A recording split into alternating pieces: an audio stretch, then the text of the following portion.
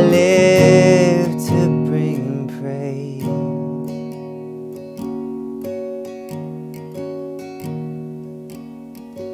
Hey, what's up guys? We are in part 4 of Faith in Exile biblical theme that we're going through this year. If you remember last time in November's table, Pastor Colin shared about Abraham's journey and his disobedience. The one big point that he made is that God brings life out of self-inflicted exile. And if we're going to deal with our self-inflicted exile, Pastor Colin reminded us that we need to come clean and we need to get honest and be able to accept the consequences and so that we can move forward. Knowing at the same time that God can bring life out of that exile. How does he do this? Well, we need to practice putting our faith in Jesus. Exile and the consequences of that is not only Abraham's story, but it also plays out in our lives too. And what we need to do is to be able to look to Jesus in faith and realize that he entered our exile of our mess and that he took our punishments and gave his life, and so that we can receive life in him through faith. The questions that we're going to answer today that I used on Friday night at December's table is this. What is an exodus? What has God done to be able to create an exodus? And what does it mean for us today? Well, you remember and continue on in the story of Abraham, it goes from Isaac all the way to Moses in the Exodus. So Abraham has his son, his one promised son. They go up to a mountain. He's about to be sacrificed as a commitment, as a show of that commitment to God, that he's willing to do whatever God is asking him to do in obedience. Well, instead of actually going through it, God provides this ram, and that becomes a substitutionary death, this replacement. And the story continues on in that way, where Abraham and Isaac come down the mountain, and then they head back to the land that God had promised them. Well, Isaac grows up. He gets married, he has 2 kids of his own, and there's a whole story around that, but we're going to follow Jacob's story in that way. Jacob grows up, and he gets married himself. He has a ton of kids. The one, probably the most famous of them all, is Joseph. And there's a musical out there of Joseph in his technical dream coat. He has these older brothers that are so jealous of him, and then he has this dream that one day his whole family is going to bow down to him. Well, he's already got jealous family, and then he tells this dream, and it makes them even more jealous of him. And so they go that much further in their jealousy and hatred towards him that one day they fake his death. They beat him up, they throw him in an old well, they get animal's blood, put it on his coat, take it back to his dad Jacob, and his father Jacob is just so distraught. And why Joseph is in the well, he eventually gets sold off to these guys heading out to Egypt. He gets to Egypt. He's sold off to Potiphar, who is the chief in charge of the guards in Pharaoh's palace. And so he's probably thinking at this point, can my life get any worse? And I had this promise, this dream that was given to me by God, and now I'm in this position. I'm now become this slave. Well, yes, it can get worse. That is the answer. He ends up in this house. Potiphar's wife makes these passes at him, and he denies her and says no to her. In her anger, in her disappointment, she makes up a story, and Potiphar ends and throws him and puts him in jail. Well, he's in jail for several years, and he thinks that he can be able to get out and find that freedom through different friends that he makes, but he ends up being forgotten as he continues on in the story. Until there's one time that the Pharaoh is having these dreams, and all the guys around him, all the smartest, most intelligent, wise, creative people out there that he has cannot figure out these dreams. And so the baker that had been inside of the prison with him remembered that Joseph had interpreted his dreams. He tells the Pharaoh, and the Pharaoh calls him out, and Joseph interprets these dreams, and then Joseph is set free. Well, there's so much more to that story, but eventually Joseph ends up being the prime minister of all of Egypt. And eventually, because his famine hits, his family, Jacob and all his brothers, ends up coming to Egypt to be able to get food that had been stored up in Egypt. Well, Joseph sees them coming, and you can imagine all these feelings that he would have after not seeing his family, the family that betrayed him, that beat him up and sold him. Eventually, he reveals himself to them, and he says that, he is Joseph, and he shows them grace and mercy, and he forgives them, and his family eventually ends up and lives in Egypt. Well, that's the end of Genesis, and as we hit into the book Exodus, 400 years passes between that time. And you got one Pharaoh that had loved and really enjoyed Joseph and had favor with him, that you go through many other Pharaohs that ends up being that this Pharaoh does not like the Israelites.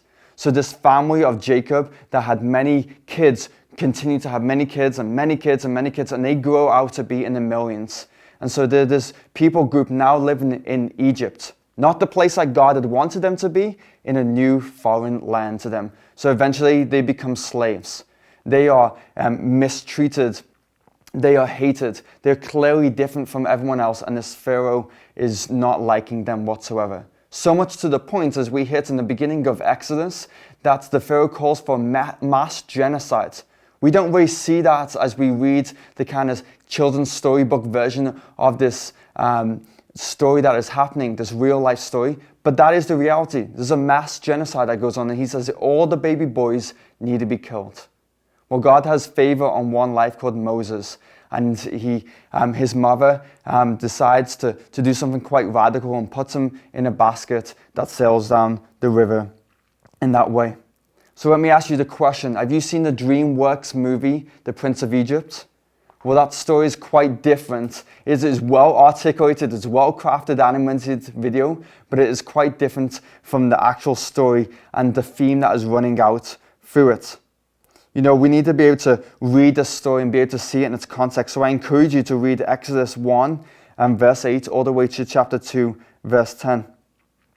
And so there's a book called The Echoes of Exodus, and the author writes this: "Why Pharaoh is building cities, an Israelite woman is building a tiny, unimpressive little ark for a child to be thrown into the water.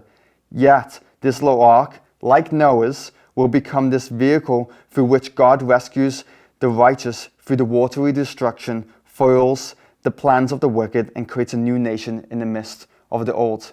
So he uses this word ark because it's the same word that was actually used for when Noah erected that ark too. And it is an imagery and a theme of this author that is continued to show in what God is doing in that way. And so that's the first time that Moses actually feels and experiences an exodus in his life. He feels and sees and experiences this deliverance from an exile, from a horrible situation. God delivers him from that. And so that's what Exodus is a deliverance. And so eventually what ends up happening in Moses' life, that he grows up in the palace, he's well taken care of, but he realizes that he is different. And he sees one day this other Israelite, this Pharaoh brother, being beaten up and eventually killed by an Egyptian, that he is filled with anger and he kills that Egyptian. And then he eventually runs off to the wilderness. Well, he spends 40 years there, and he has this interaction with God, that he has this burning bush moment as he spends this 40 years there.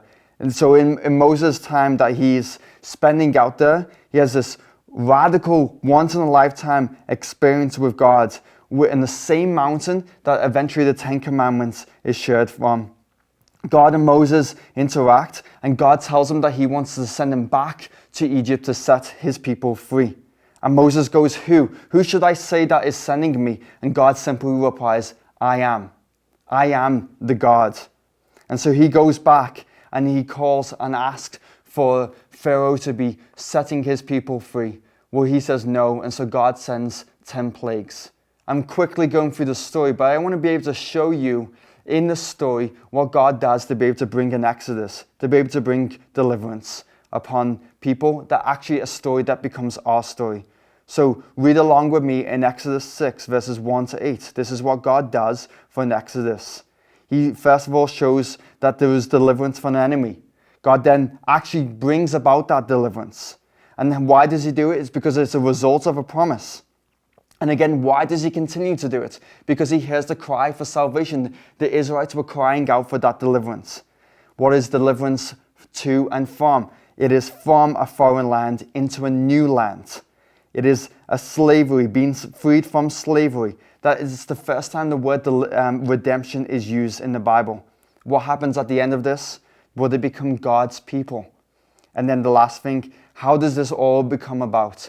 Well, it becomes about through a Passover, a Passover lamb that has died, taking the place of someone else's death, and so that they can go free instead. And that is pointing all towards Jesus, that he becomes our Passover lamb. Well, now eventually this story, as the Israelites are set free, they end up at this water called the Red Sea. And God parts that waters and so that they can go through it and end up in this new land. And God drives the Egyptians into it and then pours the water on top of them and eventually kills them and wipes them out. He destroys the wicked and he has set free the Israelites. Why is that so significant? Well, the way exit from slavery and entrance into freedom is through water. What does that sound similar to? Well, that's baptism. Baptism becomes a symbol of actually what happens in the Exodus and what happens in our story. It's not that the water is anything special. It becomes a picture of what God is doing, an exit from something and an entrance to something. So what am I telling you? The story of the Exodus of the Israelites actually becomes our story. The Israelites are set free from slavery. We are set free from slavery. Sin. They are set free from oppression and the slavery of the Egyptians, and it becomes our picture of being set free from slavery to sin. And as they walk through the waters into a new land, it signifies new life on the other side. And as we go through the waters of baptism, it signifies for us a new life in Jesus. And actually we become an inheritance of a new land too, God's kingdom. We are set free from the kingdom of darkness and brought into the kingdom of light. And as God brings that kingdom here on earth, brings about the transformation in our lives. So we've answered the 3 questions here. What is an Exodus? Deliverance. How does he do it? Well, I showed you in Exodus 6 and through those points. And what does it mean for us today? Well, we need to look at the bigger picture. If God has done an Exodus to the Israelites, it becomes a bigger story and a bigger picture for us today. It becomes our story. And so when you are feeling downtrodden, downcast, saddened, feeling like God is not hearing your cries, we need to lift our head above the water, lift it above the crowd, and see that God is causing an exodus for us in our lives in the biggest possible way, that he has saved us from our sins. You know what? I've been struggling recently with feeling that I need to control everything and everything needs to go my way. I recently lost my phone, and eventually, yes, I got my phone back through a crazy story, and I feel so thankful in it. But it's in the moment that I realized that I need to concede that I probably wouldn't get my phone back, that I realized that I'm not in control. And I needed to get my head out of the water and go, you know what? Losing a phone isn't a big deal. You know, having to pay off my contract isn't a big deal in the grand scheme of things. And so what God is calling us to in this moment is that going, if he's done the biggest thing of giving us an exodus from our sin, our slavery to sin, then anything is possible for him to do in our lives. And we need to bring our head out of the water, see the bigger picture, and actually turn our heart towards thankfulness in that way. So what does it mean for us today? Is that Jesus has called and caused an exodus in your life. And we're going to continue on next time to be able to see what does it look like for the Israelites to be able to walk through the wilderness and eventually end up in the land, and how does that relate to our story as well. So I want to encourage you and invite you to look to the bigger picture, what Jesus is doing in and through the story and what he's doing in your life. And I want to remind you of the story of what God has done throughout the whole of scriptures of this theme of exile too, is that God always brings life out of exile.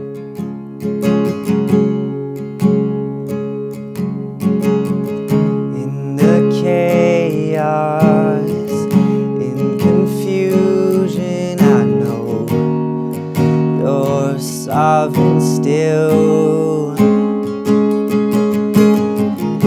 In the moment of my weakness, you give me grace to do your will.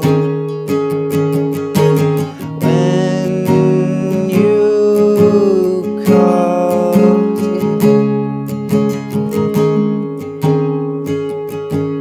this is my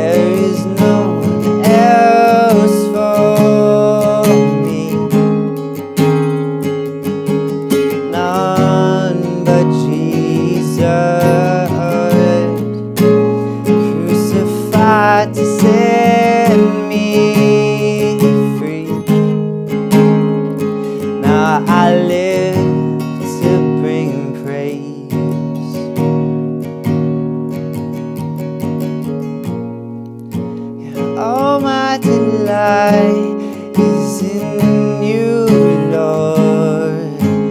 All of my hope, all of my strength, all my delight is in you, Lord, forevermore.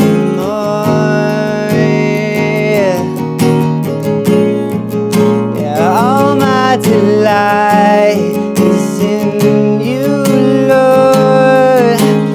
All of my hope, all of my strength, all my delight is in you, Lord, forevermore.